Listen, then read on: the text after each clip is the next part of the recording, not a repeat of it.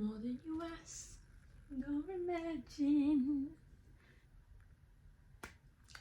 Hello there, cool kids, and welcome to my monthly wrap-up.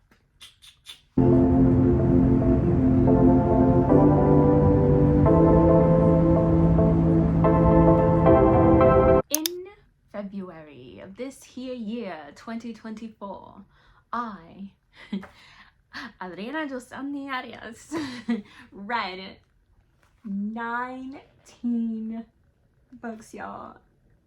19. Well. That's crazy. And part of me is like, I'll never do that again. And part of me is like, I could beat it. The goal was 20.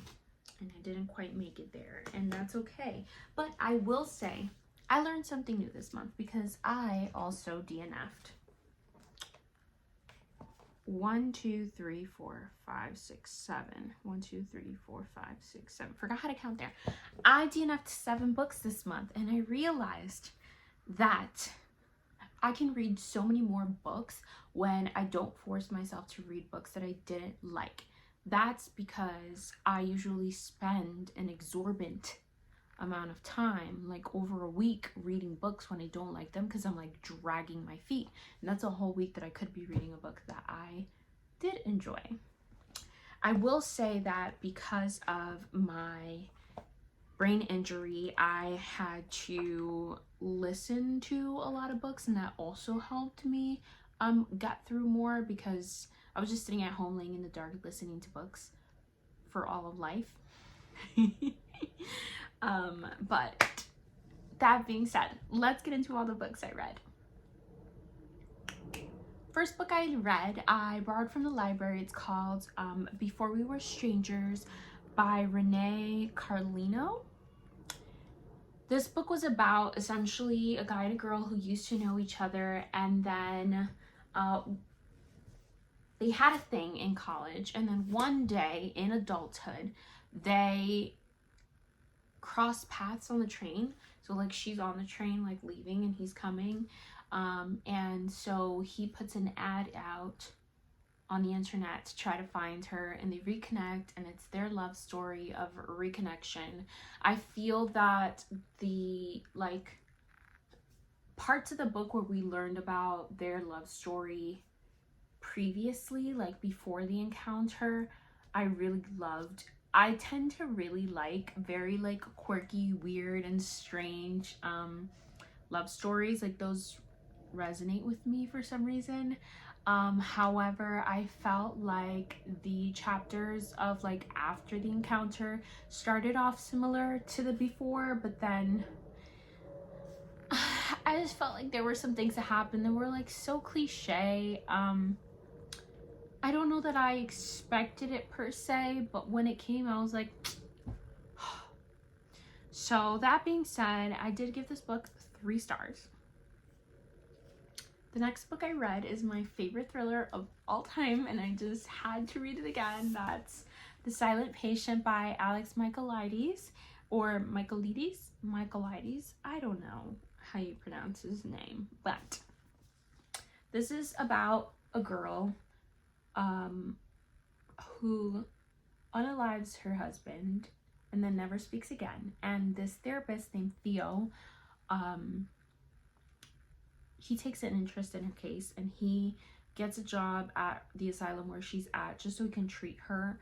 And we are kind of following, I wouldn't say dual POV, but just like 2 different like timelines of like Theo's life.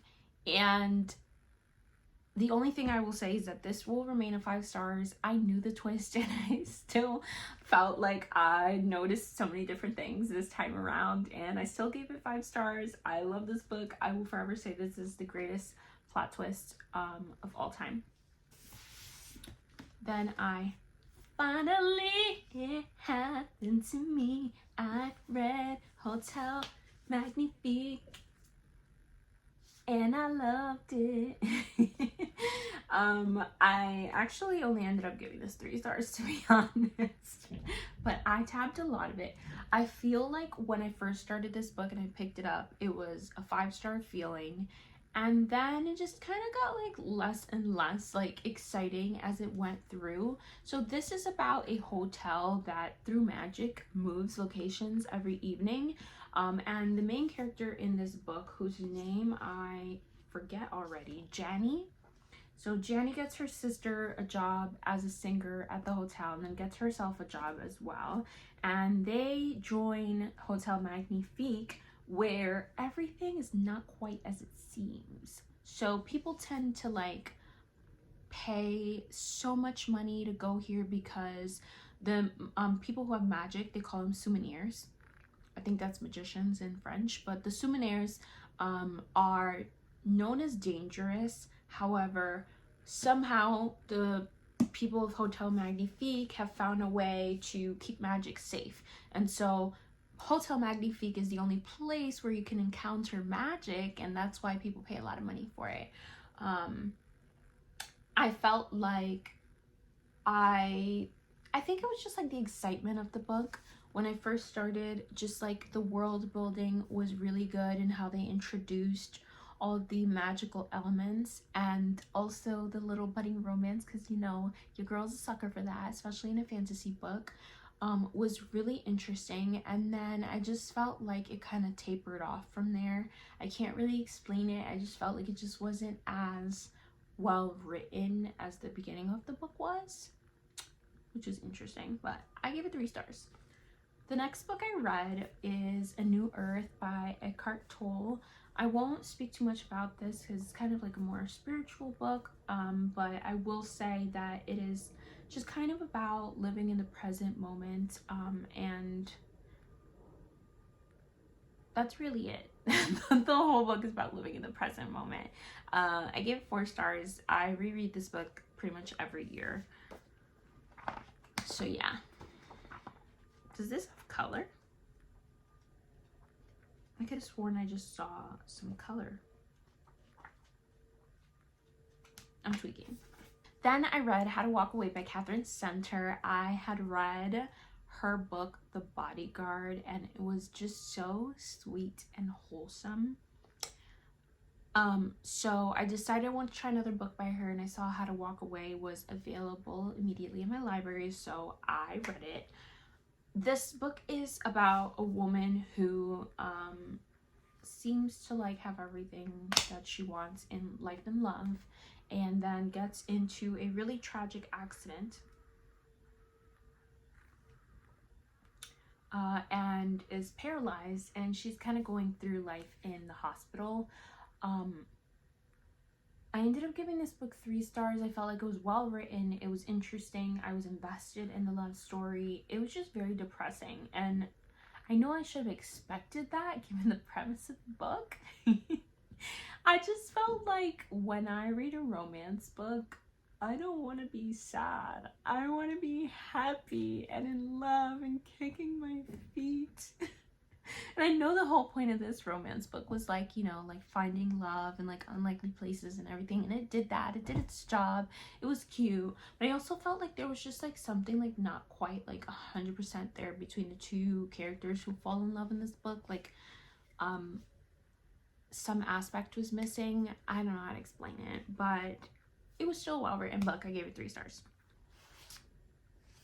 Then I read a book that I've been seeing all over the internet, and I actually only bought this book because I picked it up. I was looking at it at Barnes and Noble, and then someone was like, "We're closing," and I was like, "Oh, panic!" Grabbed the book. Well, I didn't grab it. I already had it in my hand. I was like, "Okay, I'll just check out," and I bought it. And then I read it so that I would not add another book to my physical TBR, and that is Icebreaker by Hannah Grace. This is about a figure skating team and an ice skating team at Maple Hills, which is a college, and the ice hockey team is known for like getting into mischief and things like that, and something happens where they're no longer able to use their ice rink, so they have to share one with the figure skaters, and usually there's like a contentious relationship between the 2, but amongst that, The Anastasia and I forget his name, Nate, find each other. It was a romance month. I liked this book a lot. I actually understand the hype. I do. I think that the plot, especially like Aaron, who is one of the figure skating dudes, and Nate, who is the hockey player, they have like this contentious relationship with each other, where they go back and forth, and I think the tension is really interesting to read about. But I ended up giving this 3 stars because, first and foremost, I think it was just very overly sexualized, which I guess is the point for some people, but I personally just thought it was a little bit too much, like straight from chapter 1 immediately. We're getting those vibes, you know, go off, sis, but it's just not for me. And then the other thing is that there is definitely, you can tell this is a little bit of a chunky book for romance. It's like 400 pages. There is a portion of this book that I felt was unnecessary, where they go on vacation and a certain drama happens, and I just don't feel like it adds anything to the story. Like there was no reason for that to be there other than like just giving the girlies a little bit more mushy gushy feelings and whatever. But yeah, so I ended up giving this 3 stars. I probably will pick up the rest of this series at some point, just not right now. The House in the Cerulean Sea by TJ Klune is about a guy named Linus Baker who works for the department in charge of magical youth. And he kind of goes to the orphanages where all these magical youths are to make sure that they're kosher and that the kids are safe and everything's like running as it should. And one day he gets called by extremely upper management and is told to go to this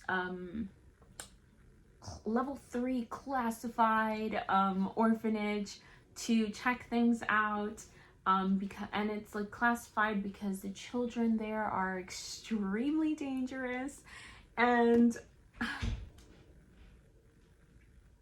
that description does this book no justice. It is so cute. Okay, my favorite YouTuber will describe this book as like a warm hug, and I agree. It is just, it's so wholesome. The magical youth, the dangerous magical youth, like they're kids after all, right? So you get like that little vibe of like these little kids, just like up to no good in like the most innocent way possible, and they let their imagination run off with them, and they kind of suck Linus into that, and he's kind of like coming back into like, you know, things that kids do. There's also like a little bit of a budding romance in this story, which I liked a lot more the first time I read it than I did now, but I don't care. I will forever be obsessed with this book. I especially love Talia and Lucy. Those are my 2 favorite characters because they're so cute and funny and evil in like the cutest way. And I know that doesn't make any sense, but they're so cute with their evilness. Yeah, and even Chauncey's like this like green blob thing whose dream and lifelong goal is to be a bellhop. It's so wholesome. 5 stars. 5 stars always and forever. I love this book. Next book, Red Queen by Victoria Aveyard. This is a book that I got because it's just beautiful. Like, hello, look at it. It's gorgeous. It didn't even have a name on the cover, and I just picked it up and was like, I must own it. This is about Mare, who is a red blood, as opposed to the silver bloods who have magic.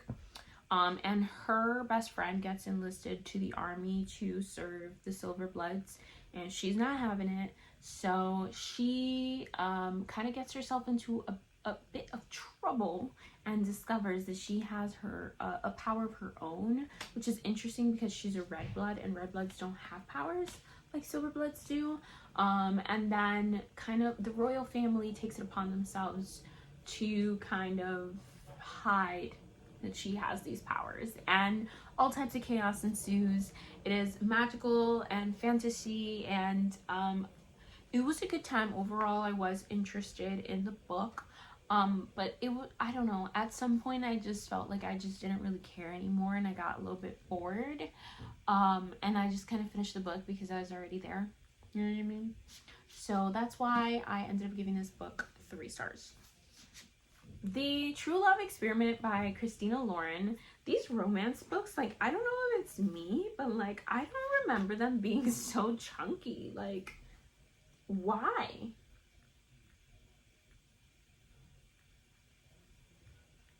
Why are these romance books over 400 pages?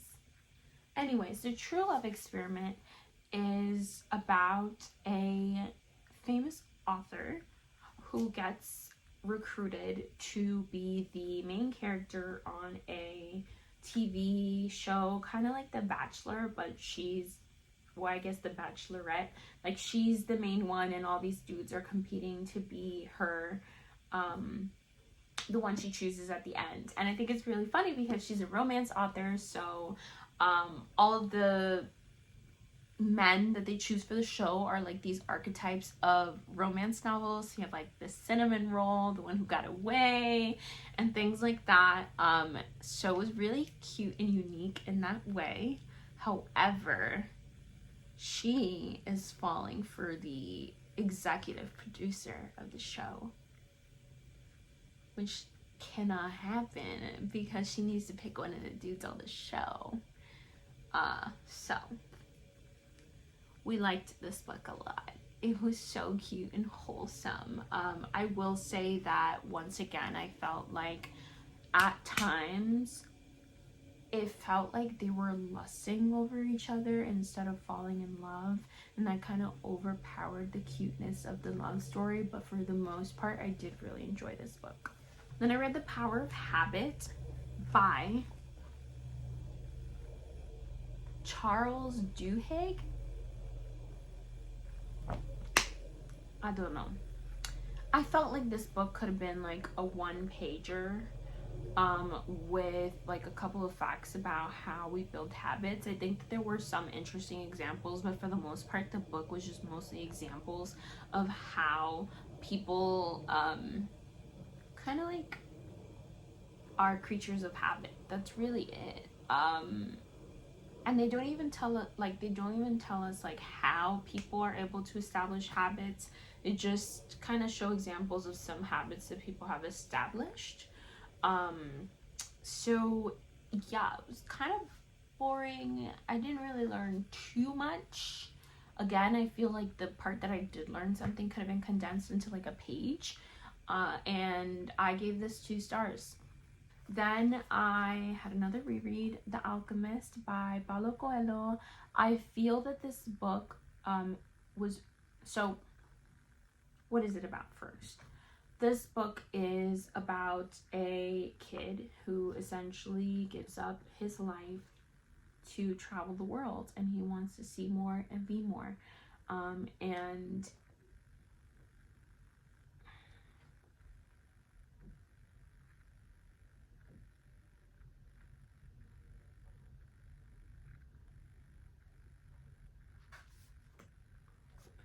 so this kid Santiago, he leaves his home of Spain to pursue a treasure that I think he dreamt about or something. So he's traveling through the deserts of Egypt and things like that, and it is just so like simple yet beautiful, and such a good story. The ending is a little bit infuriating, but also still kind of beautiful, you know. It paints this message of like,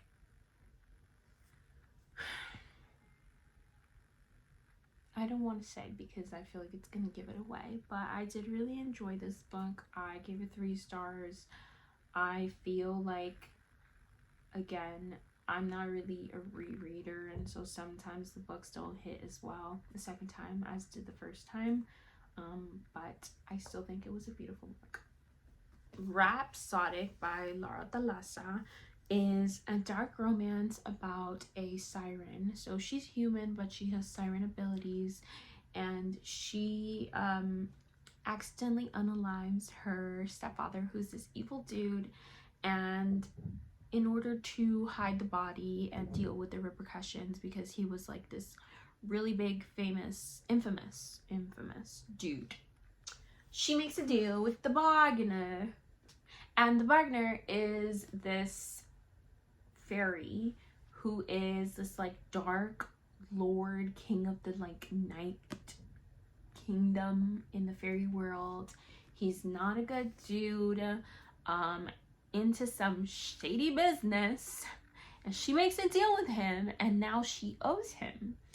And then over time she accumulates a lot of deals with him, but he hasn't come to collect on those bargains until, you guessed it, now. And basically these like fae warriors in his like fae world are going missing, and he needs her siren abilities to help him. So that's why he comes back to collect on his bargains that he made with her in the past, which are a lot of them.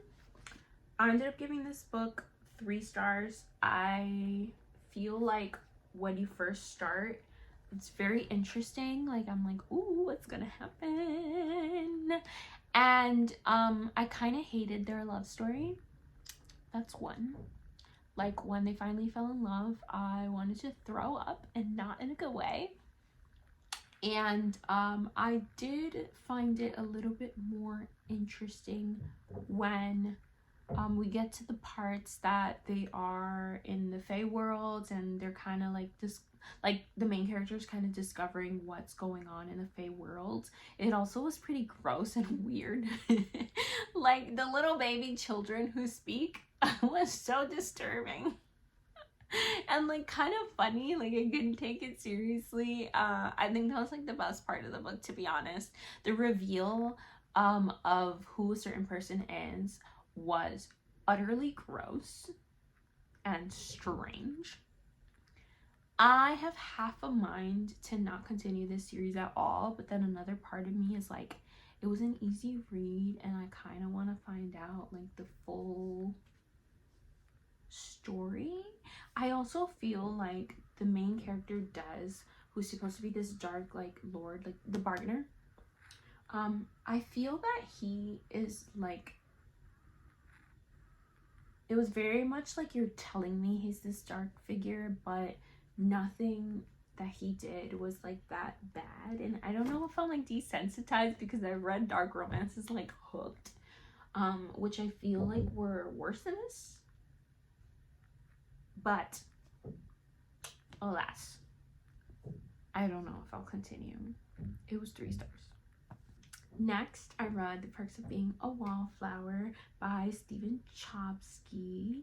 This is essentially a coming of age story about Charlie, who has some special needs. It's not directly said, it's just that he feels like he's different and he doesn't quite understand social things like everyone else. And he's kind of just navigating going through high school and making friends. And this is fully written in letters to a random stranger that you never find out who it is. But it is so wholesome and so heartwarming, and I loved this book. I gave it 4 stars. Un clásico. Inner Holidays by Christina Lauren. You can find me talking more about this book in my reading romance only video, which will probably come out after this one. But this is about a girl named May who family always gets together with like old college friends at a cabin every Christmas, and one of those family friends has a kid named Andrew, who's the oldest, and May has this ginormous crush on Andrew. And also the cabinet's getting shut down. And then there's an accident, and she kind of, through the accident, goes back in time, and she's just kind of having like a Groundhog Day moment where she keeps replaying the same day over and over and over and over. And along the way is developing a little love story. I loved it.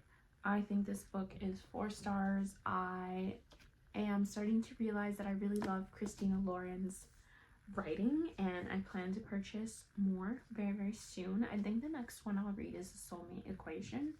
But what I really, really loved about this one, besides the Christmas and February vibes, no, this takes place in Christmas. It's just February when I read it. But I loved how innocent and like juvenile and silly the relationship between the main characters was, and I think that's the best part of this book. Mexican Gothic by Silvia Moreno Garcia is about Catalina, who marries a dude and then moves into his home and away from her family, and her cousin, whose name is now escaping me, Noemi is sent to the house to visit Catalina because she sent the family a letter saying that her husband was poisoning her. So Noemi is just kind of coming to check things out and see how they're going and see if Catalina's a reliable source or not, because she also says she's seeing ghosts, so we don't know what's going on. The point is that this is a really good book. I gave it 4 stars. It was a 4-star type of month. I had a good reading month, y'all. Like, it was pretty good. Anyways, I feel like Silvia Moreno Garcia sat down and wrote a list of all the things that were disturbing in life and then used that as inspiration to write this book, because so many strange things happened. Kissing cousins, and just haunted houses, and people being unalived in mass forms. I think one of the best things about this book, though, is how rich in Mexican like culture it feels. I would say that it is very subtle, but you can still feel the influence, and I love that. The Strangers by Margaret Peterson Haddix is a middle grade that is probably one of my favorites. I wish that I didn't know the twist, because I feel like that would have made it better. However, I feel like the twist is pretty predictable.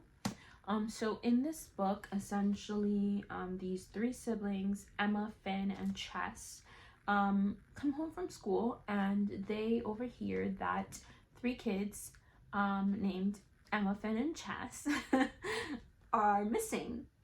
And they're like, oh, what is going on? This feels very strange that 3 kids with the same age and same name as us are going missing, and their mom seems to be extremely concerned about it, which makes it all the more suspicious. I think it was really cute. I think that the author does a good job of writing in like the perspective of children and like what they would think, but also showing that kids are like really resilient and really smart, and they can be like the heroes in the story. So I really love it. I have read the rest of the series before, and I don't think I will read them again, but worth the first time. The book that destroyed me, Our Wives Under the Sea by Julia Armfield. This is definitely my favorite book of the month. Also, how satisfying is it that the tabs like match the color palette? I know. It's just so satisfying. Anyways, this book is about Leah, who goes on a research trip in a submarine for her job, and then gets stuck there for 6 months. And this book kind of follows the perspective of Leah and also her wife Miri, after Leah comes back from being stuck under the sea. It is so beautifully written. I will say that like the first half of the book, I thought at one point that I was bored. Like I truly was saying like, this writing is so beautiful, but I'm kind of bored a little bit. But there was just something that was like nagging at me. I wanted to know what was happening to this character and what happened to her under the sea. And I'm so glad I finished it because my mind is blown. It was so good. I ended up giving the book 5 stars. I highly recommend it. It is just, first of all, the writing is very beautiful. All the like metaphors and similes are related to water, which there's something about water that gets me. Like the ocean is just so mysterious and like beautiful but dark. And I felt like the stuff that happened to the character was truly disturbing, and so interesting. I love this book. And it is my first 5-star of the year that is not a reread. So yay for a 5-star. Then I read The End by Lemony Snicket, and I finally finished The Series of Unfortunate Event. This is book 13. I'm so happy to put it back in like the box set and to have it complete and completely read. This one, I guess I'm not going to tell you what it's about. A Series of Unfortunate Event is about the Baudelaire orphans whose house goes on fire and their parents are unalived, and they're adopted by Count Olaf, who is mischievous and just wants their fortune because they were rich. And throughout each of the books, they're just kind of getting away from one of Olaf's schemes. And in this one, they find themselves as castaways, washed up on an island, dealing with his schemes. And that's all I will say. I thought that this was one of the better ones in the entire series. It was 3.5 stars. Which I feel like I gave most of them like 2 or 3 stars, so that is significantly better than all of them. Yeah, honestly, I'm just kind of relieved to be done with the series, to be honest. That's like my main feeling about this book, but it was much more interesting than the rest of them because there was Ishmael, or Ish, who was like this nefarious, like, he doesn't want to call himself a leader because he very passively aggressively tells people what to do. However, he is kind of a dictator, and he was kind of fun to read about. So go off, Ish. The last book that I read, oh, I loved it. Something about rivals or enemies to lovers that just gets to me. It just tickles. The Spanish Love Deception by Elena Armas. I read this book and I gave it 4 stars. And I'm kind of torn between, I'm gonna say 4.5 stars, right? Because I want to give it 5 stars, but the fact that I wasn't sure just makes me believe that it's not 5 stars. And I think again it has to do with like some of the sex scenes. I'm starting to realize that I just don't really like that in books. But other than that, I love the vibes of this book. I love how there is like this like 3rd act situation that goes on. It's not typical like most of them. Let me tell you what the book is about. So the main character, suddenly her name escapes me, Catalina. It's because Catalina is the character in Mexican Gothic and it's so confusing. But Catalina, they call her Lina.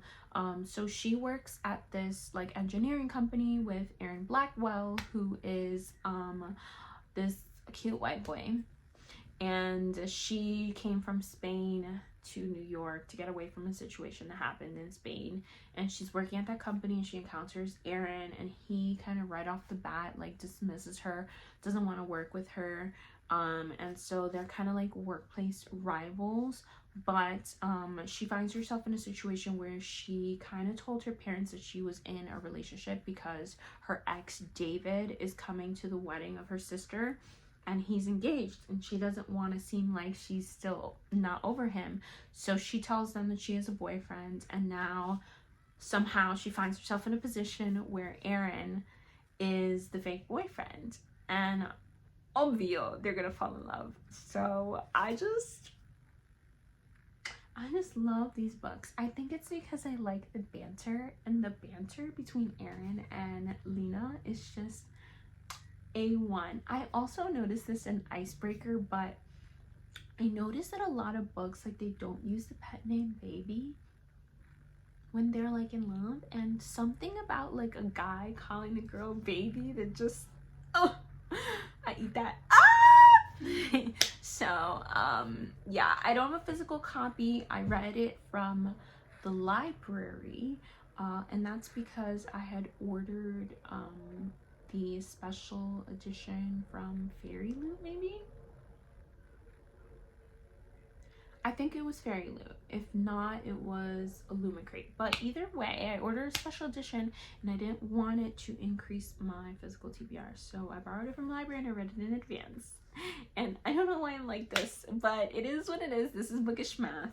I love the Spanish Love Deception. I think it is like top amongst romance favorites. And part of that also is because I just really loved the like Spanish influence in the book, and how the character is true to her heritage and her family. She has like the nosy cousin, and there's this thing about the broken bed that's just really funny.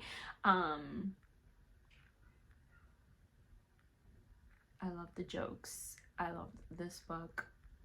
It was a vibe, and I can't wait to read the American Roommate Experiment, which is about Lena's best friend falling in love with the character that we see mentioned in this book. So it feels like I'm already invested in the characters, and I can't wait. I already have it checked out from the library, but that is not a book I read this month, so we'll move on from that conversation. It's been a long time. I've been filming for like an hour almost. That being said, I will quickly tell you all of the books that I DNF'd. So the first book I DNF'd was The Sanatorium by Sarah Pierce. I feel like I just wasn't interested, so I moved on. It's okay. I felt like that book was going to be a 2-star read, and I'm just not really feeling that this year. It's the year of the DNF. Last year was the year of big books. This year's the year of the DNF. What can I say? Next book I DNF'd was The Wedding Crasher by Mia Sosa. To be honest, I feel like I picked up this book because of the author and not because of the premise. So that partially probably had to do with why I had no interest in this book, and I just didn't feel like forcing myself, so I didn't. Then I DNF'd The Iron Trial by Holly Black and Cassandra Clare. This is a book that, again, I picked it up in a bookstore in Puerto Rico because I wanted to have a memento from the trip.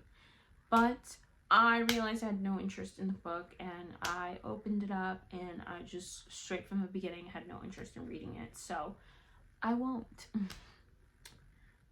Then I picked up Assistant to the Villain by Nicole